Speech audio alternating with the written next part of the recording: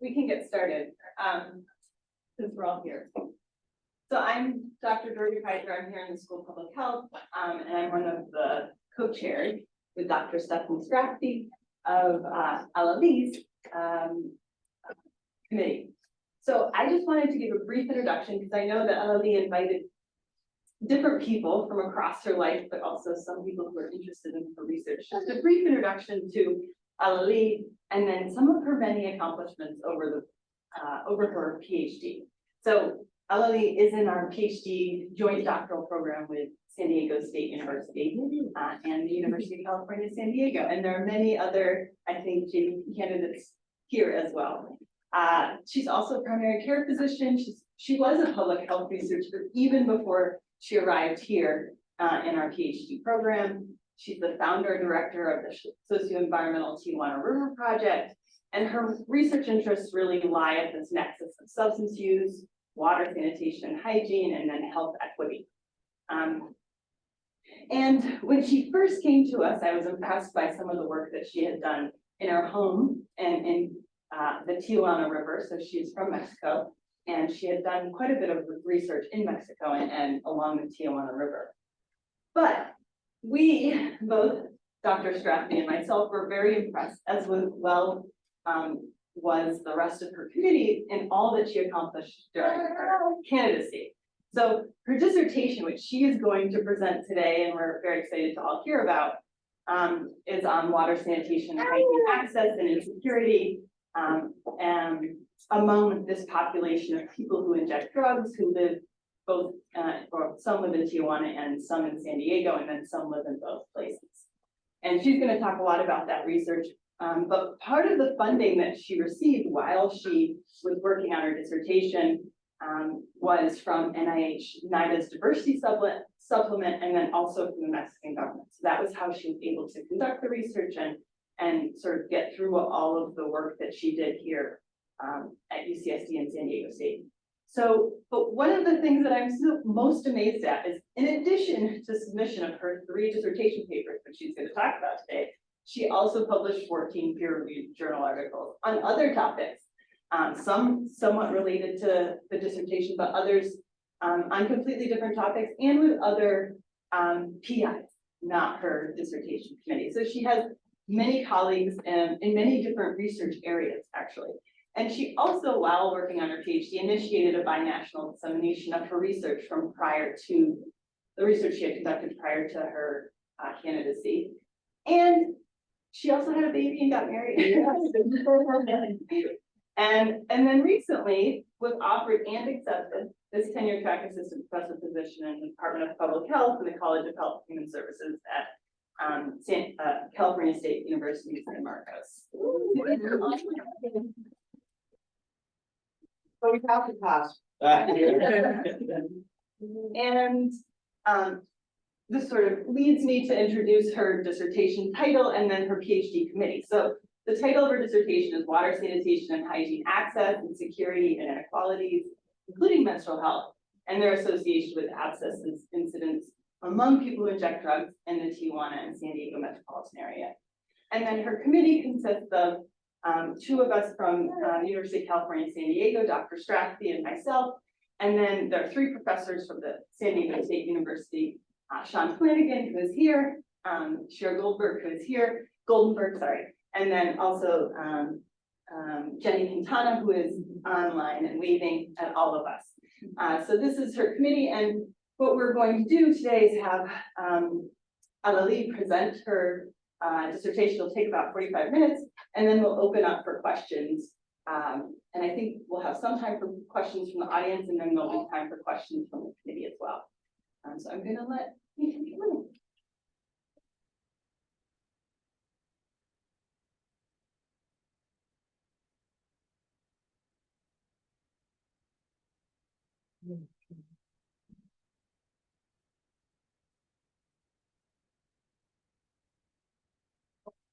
Thank you very much for the introduction. Can I there? Faster. Well, the title. Yes, the title for this dissertation defense is water sanitation and hygiene access, insecurity and inequalities, including menstrual health, and their association with abscess incidence among people who use drugs in the Tijuana, San Diego metropolitan area. And my name is Alhelí Calderón Villarreal, and thank you very much to everyone who is joining virtually or in person for this defense. Okay. Well, the US-Mexico border region has a large population of people who use drugs. Many of them living with intersectional vulnerabilities such as homelessness and sex work. Water sanitation and hygiene, also known as WASH, I will refer to this term as WASH during the entire presentation, are human rights often violated among marginalized communities. Lack of access to WASH services decreases quality of life and exacerbate discrimination, violence, social exclusion, and health risks. Injection drug use injection drug use means specific water uses, particularly for preparing drugs for injection and for cleaning wounds and abscesses. WASH is also a key domain for menstrual health among people who inject drugs and people who menstruate. Okay, the other goal for this dissertation is to provide the first comprehensive assessment of WASH access, including menstrual health, insecurity, and inequalities among people who inject drugs in the Tijuana, San Diego metropolitan area, and their association with abscess incidence. This presentation includes walking through 3 aims. First, to describe WASH access, insecurity, and inequalities among people who inject drugs in the study population.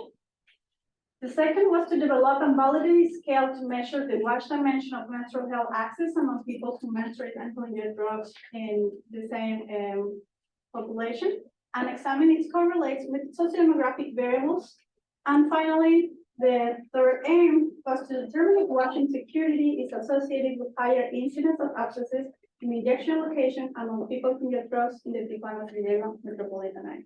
The findings of this dissertation could provide a unique opportunity to strengthen our understanding of people who inject drugs needs, unmet WASH needs, and associated poor health outcomes.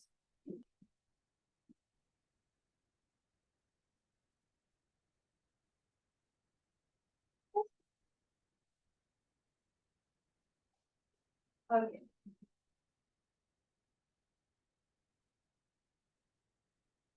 Yeah.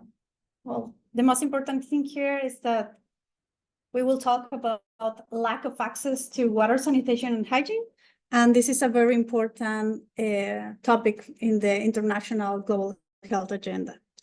Tijuana, San Diego has a large population of people who enjoy drugs, and there is little literature exists among people who enjoy drugs in these topics, and particularly on the Tijuana, San Diego metropolitan area. This dissertation is based on the La Frontera cohort study, it's a prospective survey that includes prospective survey data on drug use behavior and the risk of environment among people who enjoy drugs in this metropolitan area. And it includes La Frontera project and the extended link of sub-study. Include individuals aged or 18 years old or older who reported injecting drug in the last month verified by injection marks, who lives in this region between 2020 and 2023, and who completed the WASH component questionnaire. The design was not probability responded driven sampling. Participants were stratified by city of residence and drug tourism. Data collection was conducted by trained and bilingual interviewers who were residents of either city, and monetary reimbursement applied for all participants. I participate in the design of the WASH component questionnaire, its translation into Spanish, piloting in English and Spanish, and data collection in both cities. These are the different instruments included for both La Frontera survey and the Lincoln sub-study. It includes sociodemographic and abscess questions, a large set of WASH questions, and selected items. Every survey took about 45 minutes. And the WASH questionnaire were developed based on the joint monitoring program from WHO, UNICEF, and other literature. We use also a visual guide that I developed to use to facilitate the election of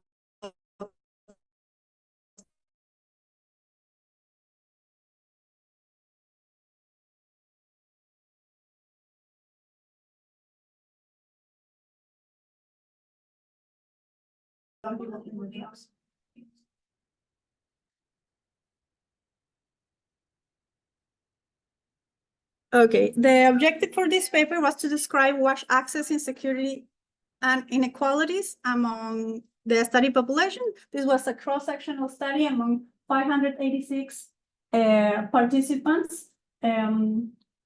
We describe a large set of WASH indicators, but we selected 6 of them.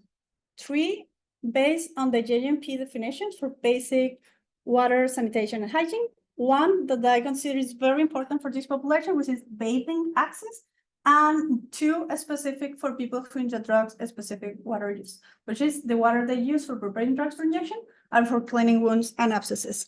And we use a modified Poisson generalized linear models to calculate crude and adjusted risk ratios using a log link with the sandwich estimator to calculate robust standard errors, and looking for the association between these key WASH indicators and city of residence and housing status.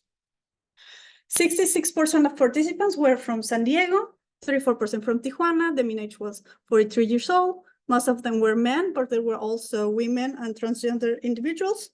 More than 60% experienced homelessness, and 9% reported sex work in the last six months. About basic drinking water access, 89% of them reported this access. However, only 56% of them has this service always available for them. Drinking water, drinking other beverages instead of water when they're thirsty was reported by half of them. It was also very common to feel thirsty without access to water multiple times per week. Daily water intake was under medical recommendations for most of them. 97% of participants drink less than what they need according to their weight, with a media of 16.4 milliliters per kilogram of weight. The main water source for drinking was packaged water, and most of them, more than 90% of them, had access to improved water sources for cleaning wounds and abscesses. However, there is a small amount, but keeps also, but a very important proportion of them who didn't have this access. Okay, access to basic hand hygiene was reported by 38% of them. However, only 29% of participants had this service always always available, this service. The main water source for hygiene, for hand hygiene, was tap water. Hand washing practice was reported as always washing hand after a bowel movement by 41% of the participants. 32% reported it before eating, and 36% before preparing food. Bathing access was reported, but less than half of the participants, with a median of 4 times per week. Basic sanitation access was reported by 28% of participants. 25% of them reported always available for this service, and 20% of participants spend more than 10 minutes walking to sanitation facility. 62% of the participants usually use a toilet that is functional. Half of them use a toilet which is private, which means that they have a door and a lock from inside. 13% of the participants experience violence using the toilet, and with an open defecation was reported by 38% of participants, with a media of 5 times per week. Okay, there are different water sources reported in this paper, but in this figure, we are observing exclusively the main water source for clean wounds and abscesses in the study population by city of residence and housing status. We can see on the x-axis, the two, the housing status and city of residence, and on the y-axis, percentage of participants who reported using this source. At the bottom, the royal blue reported the private tap water, followed by public tap, packaged water, and we see the green and the yellow at the top reporting the use of surface water, unimproved water sources, and finally, no water sources at all. We can see that almost 7% of participants experiencing unsheltered homelessness didn't have any water source for cleaning wounds. In this figure, we are observing the access to wash among the study population, also by housing status and city of residence. At the top, we can observe the key wash variables that we use in this analysis by housing status. We can observe large gaps in basic sanitation and bathing by housing status, and also large gaps by basic hand hygiene and bathing by city of residence. However, we analyze if these differences were significant. Tijuana residents experience significantly higher insecurity accessing basic drinking water, basic hand hygiene, and bathing in comparison to those who live in San Diego. And unsheltered homelessness, participants experience unsheltered homelessness, experience significantly higher insecurity accessing almost all the wash variables we studied. Improved water sources for preparing drugs for injection, for cleaning wounds and abscesses, drinking water, and bathing and sanitation. This is the first comprehensive estimate of wash access among people who inject drugs in Tijuana, San Diego region. Wash access was low than international standards and national averages in both countries. Overall, unsheltered homelessness was independently correlated with wash insecurity indicators. People who inject drugs living in Tijuana experience more basic drinking water, hygiene, and bathing insecurity in comparison to those in San Diego. Low water intake and water insecurity can lead to dehydration, impaired cognitive function, and kidney disease. The measurement of always available basic wash services highlights accessibility gaps that are usually not reported in international measurements. Open defecation poses risk not only for people who use drugs, but also for the community where they live. Increases in the availability of public restroom, specifically in neighborhoods among people around where people who experience homelessness lives, could reduce open defecation practice in this community, and harm reduction programs can provide access to wash services and education about hygiene practices around drug preparation. For paper 2, it was titled A Brief Instrument Measuring the Water, Sanitation, and Hygiene Domain of Menstrual Health Among Women Who Inject Drugs.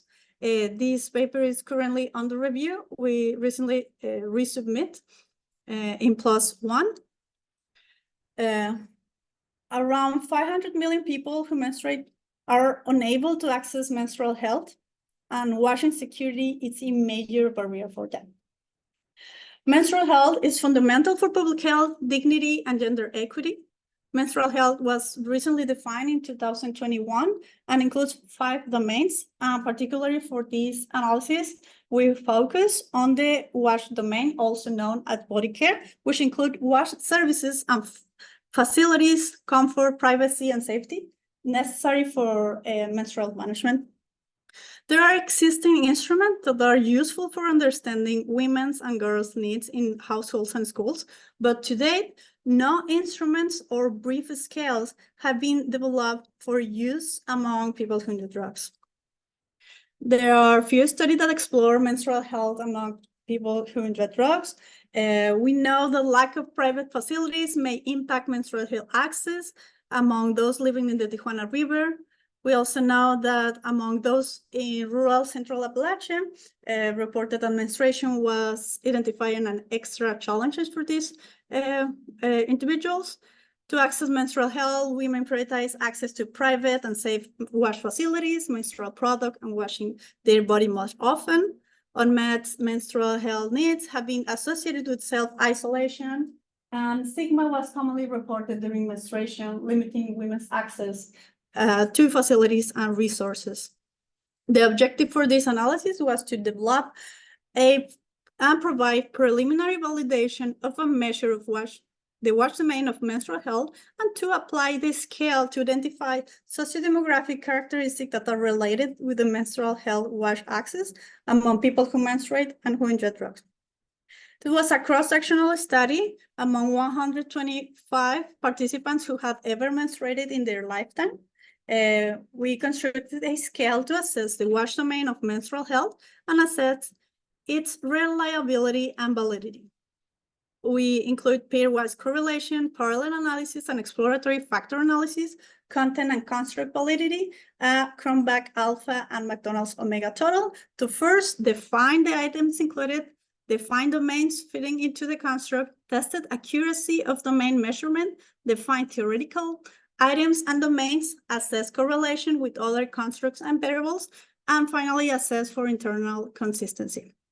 We use this scale to identify sociodemographic characteristics by using beta regression model to assess these variables as potential correlates in the scale scores.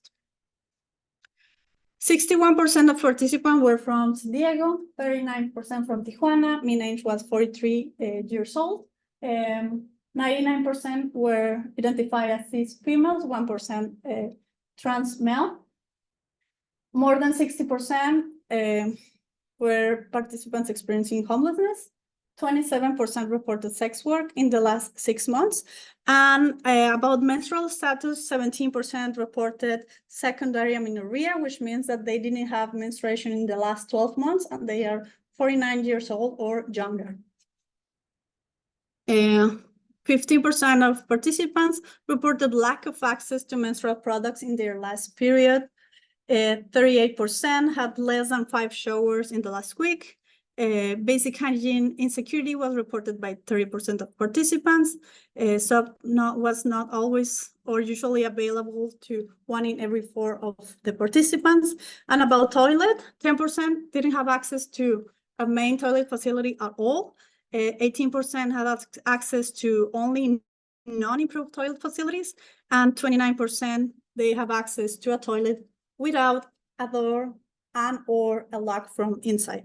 16% of participants reported experiencing violence using the toilet, and the main type of violence was verbal, followed by physical assault. Okay, we construct the menstrual health wash domain scale. In this figure, we are observing how we construct the subscale of this scale. This is a factor analysis, including the 12 items. The royal blue include 5 items: water source for hand washing available, soap available for any use, hand washing facility with soap water available, main toilet available, and menstrual products available. We can observe that the 5 of them are related with availability. So this is the name we provide for this subscale. The sky blue include non-shared toilet, having 4 or more showers in the last week, toilet privacy, improved main toilet, safe toilet, toilet nearby, and improved main water source for bathing. These 7 items are related with biological and physical security, so we name this subscale as the security.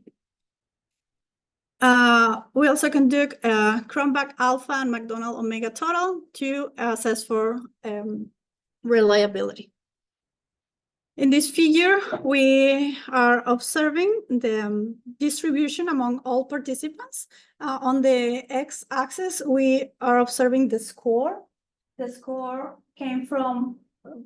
could be from 0 to 12, but in this case, from 2 to 12. The The higher scores means better access to menstrual health wash. And on the y-axis, we are observing the percentage of participants who had that score. Here we are observing the same score, but by housing status. We can see the differences in the distribution between the pink, which represent permanent housing, the green, which represent shelter homelessness, and the blue unsheltered homelessness. The scale score were significantly higher among participants living in permanent housing and those experiencing shelter homelessness in comparison to those experiencing unsheltered homelessness. San Diego residents were also had also higher scores than those living in Tijuana, and no associations were found by sex work status in this analysis. This is the first menstrual health related scale tested among people who use drugs. The menstrual health wash scale complements available menstrual health scales focused on school and household context.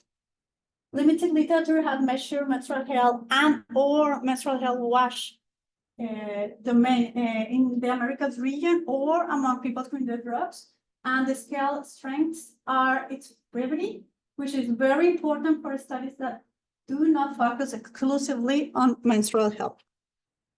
We can test and use this scale among other mobile or vulnerable populations like migrants, asylum seekers, refugees, and internally displaced populations, and particularly access to bathing, available hand washing facilities and soap, and improved non-share and private sanitation facilities could increase menstrual health wash access in this population based on which of these items has the most important part in the scale.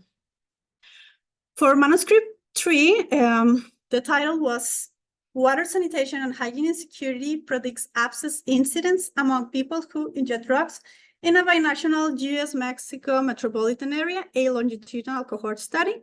This paper is currently under review in the International Journal of Drug Policy, and actually we recently, last week, received an invitation to revise. Skin and soft tissue infections are common among people who use drugs. Abscesses are the most common types of these infections and the most common cause of emergency department visits. From different geographies and communities, prevalence have been estimated between 50 to 65% in participants who reported abscesses in the last 12 months. And for incidence, between 2.8 and 6.1 new abscesses per 100 person years. If not treated, abscesses can lead to can cause significant levels of pain, discomfort, scarring, and disabilities. They can also contribute to increase the substance use to reduce abscess-related pain, contribute to the stigma, and can lead to life-threatening complications such as septic shock. Abscess prevalence has been associated with a variety of factors such as female sex, age, and injection techniques. And there are a few cross-sectional studies that have explored this intersection between wash and abscess incidence. We know that the use or contact with contaminated water has been associated with skin and soft tissue infections. We also know that water and hygiene insecurity represent a common cause of skin irritation. And also people who inject drugs in urban centers experience barriers to access personal hygiene facilities and spend a significant amount of time in environments where infectious disease can be transmitted. However, surprisingly, wash insecurity indicators have been unexplored as predictors of abscess incidence in longitudinal studies. The objective for this analysis was to assess if wash insecurity factors were associated with higher incidence of injection-related abscesses over a 24-month period in the study population. This was a longitudinal analysis between 2020 and 2023 among 647 participants who completed 2 or more follow-up surveys, including La Frontera and Link Up sub-study. We calculated abscess prevalence at baseline and incidence of new injected related abscesses among individuals without an abscess in the previous visit, so 6 months before. We used imputation up to 12 months of within participants' data carry forwards or backward or back, mostly to fill missings from skip logic errors. And we use time-dependent curve regression modeling to characterize the relationship between wash insecurity and abscess incidence to calculate unadjusted and adjusted hazard ratios, accounting for variables as potential confounders. 70% of participants were from San Diego, 30% from Tijuana. Media age was 43 years old, with a median of 11 years of education.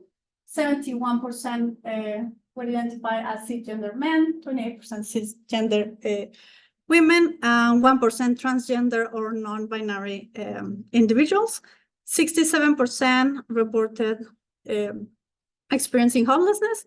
8% reported sex work in the last 6 months. 64% of the participants injected drugs in the same day of the survey. Wash insecurity was common, as we see from the previous 2 papers. The most common body sites for injecting were safer sites, which includes arms and legs, but 15% of them also use more dangerous sites, such as in the neck. A total of 784 person years at risk were included in the incidence analysis, and prevalence at baseline was estimated in 21% reported an abscess in the last 6 months, and over 24-month follow-up period, cumulative incidence was 31.7% of participants had at least one new abscess in the study during the study period. Incidence rate was 24.4 new abscesses per 100 person years. And in this figure, we are observing crude abscess incidence per 100 person year by wash insecurity variables. We can observe on the x-axis the 7 wash insecurity indicators used in this analysis, and on the y-axis the incidence rate per 100 person years. We can observe that 3 of them are related with water. In the use of non-improved water for injecting drugs, cleaning wounds, and hand washing. The next 2 are based on basic hand hygiene insecurity and bathing insecurity, and the last 2 are focused on basic sanitation insecurity and open defecation. We can also observe here some of these wash insecurity indicators has like larger gaps than the others, but we will see which of these differences are significant. Okay, in this figure, we are observing hazard ratios from Cox models for abscess development in the past 6 months for all considered predictors in the study population. On the x-axis, we are observing hazard ratios, and on the y-axis, all predictors. The orange circles represent unadjusted hazard ratios, and the blue squares represent the adjusted hazard ratios. We conducted univariate analysis for each of these predictors separately. The ones who are transparent means that we found no significant difference in these indicators. That means that open defecation, bathing insecurity, basic hygiene insecurity, basic sanitation insecurity, and actually also non-improved water for injecting drug insecurity were significantly associated with the development of new abscesses, and also injects in more dangerous body areas such as in the neck, and days since last injection were also significantly associated. And after adjusting for coverages that were significant in the univariate models, the association with developing an abscess remains significant for open defecation, bathing insecurity, and the use of non-improved water for preparing drugs for injection. People who inject drugs in this metropolitan area reported high abscess incidence rate regardless of country of residence and housing status. Abscess incidence was between 4 to 9 times the rate observed in other cohorts of people who inject drugs in Canada and Sweden. Access to basic wash infrastructure should be ensured and championed as a key component of harm reduction infrastructure to prevent the incidence of abscesses and infectious diseases and to decrease stigma and environmental injustice among communities of people who inject drugs. The overall conclusion concludes that for aim 1, that wash insecurity is common among people who inject drugs in this region. Homelessness is an important intersectional vulnerability associated with wash insecurity in this population. Concentrated efforts are needed to ensure wash access for people who inject drugs, especially among those experiencing homelessness. For aim 2, the menstrual health wash domain, the scale 12 is valid and reliable to measure menstrual health wash access among people who inject drugs in English and Spanish-speaking contexts, can be validated among other vulnerable populations. The scale is short and easy to use, which may be useful for rapid assessment and for inclusion in longer surveys. Using the scale, we identify disparities by city of residence and housing status related with their menstrual health wash access, and ensuring particularly body and hand washing and improved non-share and private sanitation are needed for menstrual health wash access. For aim 3, ensuring access to sanitation and bathing facilities and improved water sources for preparing drugs could decrease abscess incidence in this population. Wash insecurity is important and understudied as predictor for abscess incidence and should be incorporated in further infectious disease studies. There are some implications for public health. There's an ample room for practice in the intersection between wash and substance use. There is a gap in wash access policies and programs in both cities that is limiting wash access, particularly among unhoused populations. Access to affordable healthcare services is needed in this population for diagnosis and treatment for wash-related diseases, menstrual-related discomfort, sexual and reproductive health disorders, and skin and soft tissue infections. Wash is a human right that is intrinsically linked with human rights to housing and healthcare. Water provided by harm reduction services and programs often was the only improved water source for preparing drugs and for cleaning wounds in these communities. Lack of hygiene, a sign of environmental injustice, increases discrimination, stigma, and vulnerability to police victimization and other forms of violence. Wash insecurity also perpetuates the cycle of poverty in homelessness. Wash access is necessary also for menstrual health access and gender equity. And lack of access of menstrual health wash can increase also risk of gender-based violence, loss of dignity, and social segregation among people who menstruate. There are some limitations in this dissertation. The study was designed with a substance use focus. So we have an oversampling of participants by drug tourism status that could have incorporated selection bias. The use of non-probabilistic sampling may limit the generalizability of results. Interviewer administered questionnaires based on participants' self-report were used, so there are possible sources of bias, like non-differential misclassification if participants could not remember details or if they responded with socially desirable answers. Therefore, rates of stigmatized practice may be underestimated as they are emotionally charged, like open defecation practice and the use of menstrual products. Loss of follow-up bias may occur if participants who experience wash insecurity were less likely to follow up. basing associations towards the null. Participants living in permanent housing maybe experience other forms of housing instability, not explored in this analysis. Imputation for analysis 3 was only used to extend any given data point up to 12 months, but could still have introduced additional information bias in an unpredictable direction.